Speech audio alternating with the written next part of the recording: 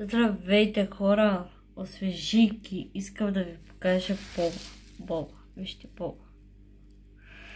Ето, какви корени са. Ето. По същия начин е този. Така. Ето е лещата. Този боб още не е покъмал. Не знам още ще стане или няма ли да стане. Уж е пуснал корени, ама явно по-бавно ще стане, не знам. Лещата. При мен добре се развива. Имаше излязло, ето вижте, второ стъбълце излезе от лещата. Ето.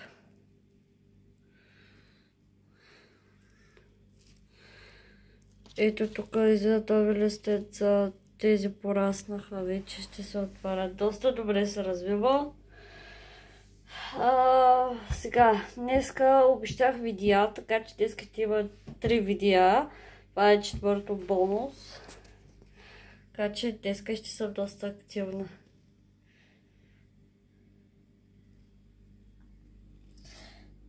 Вижте го, гледайте такъв красавец. Началото на клипа чухте народна музика, сигурно. Абсолютно всеки ден по половин час на ден им пуска народна музика. Защото съм чувала от баща ми и от моята баба, че разсадите на някакви зеленчуци, бобови култури, овощни гръвчета, всичко предпочитат народна музика и като цяло растенията обичат музиката. Явно за това растат. С това имат и много хубави грижи, осветление. В момента са на прозорец.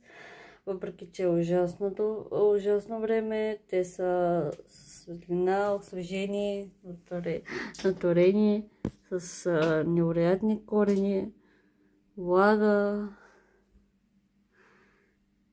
Виждате.